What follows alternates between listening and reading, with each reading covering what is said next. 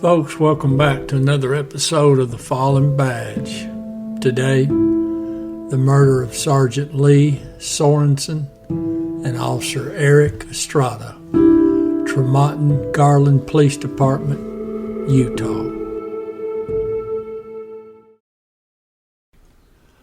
Officer Estrada was 31 years old. He had 8 years of law enforcement experience. Now, he was married and he had 2 children. Now, Sergeant Sorensen, he was 56 years old. He had 17 years of experience. He had a wife and 3 children. That's August 17th, 2025.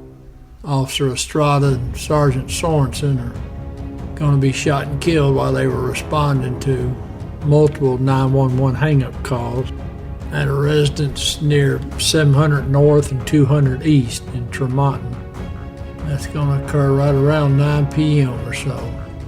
Now, the information I'm going to use for this story comes from the probable cause statement used to charge the defendant. Now, the suspect in this case had a history of run-ins with law enforcement. Now, the one thing that seemed to be a constant in all this was he did some pretty bad things, and each time prosecutors in whatever jurisdiction he was in, they cut him a deal, and he basically didn't really do a whole lot of time for anything. And this particular night, him and his wife are arguing. Now, allegedly, he then violently assaulted her several times. He held her down on the bed and repeatedly threatened to kill her, according to the statement. The probable cause statement went on to say that the 3 children were present during these events. Now, the suspect's wife then called dispatchers and hung up in an effort to summon the police. Now, the first officer arrived on the scene was in a marked police vehicle and in uniform. Now, at the time I'm doing this story, Tremonton police not said which officer got there first. Well, this officer speaks to the suspect's wife. Now, she tells the officer there's been no physical violence, and the officer is beginning to leave. According to the probable cause statement, the suspect retrieves a rifle.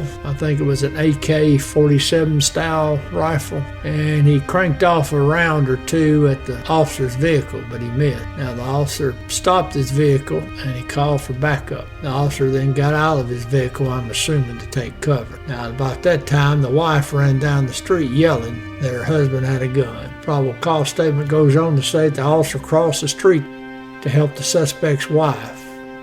That's when the suspect shot and killed the officer.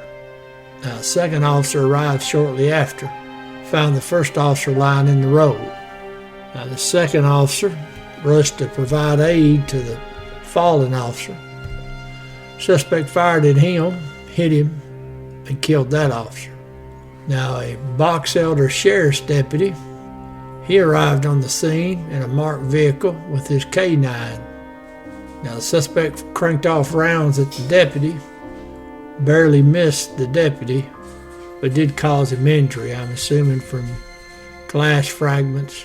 But now the bullets also struck the canine cage, and evidently some of the shrapnel hit the canine. Now, a neighbor in a silver vehicle, some police are saying it looked like an unmarked police vehicle, drove down the street. And evidently the suspect thought so, because he cranked off rounds at this vehicle.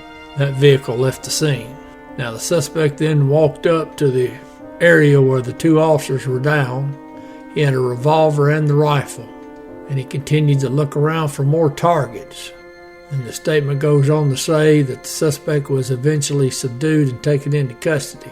Now, according to information I saw in the resource material, neighbors talked the suspect into dropping the weapons and surrendering.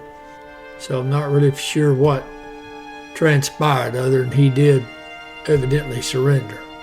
And he was taken alive. Now, he's been charged with, I believe, a couple of counts of aggravated murder. In fact, there's a litany of charges on him. I think maybe as many as 15 to 18 charges. And I'm going to take it with the severity of these charges. He won't be getting cut a deal as he was in the past.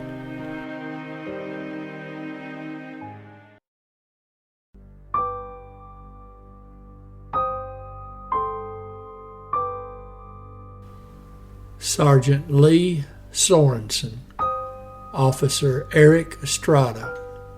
End of watch, August 17th, 2025.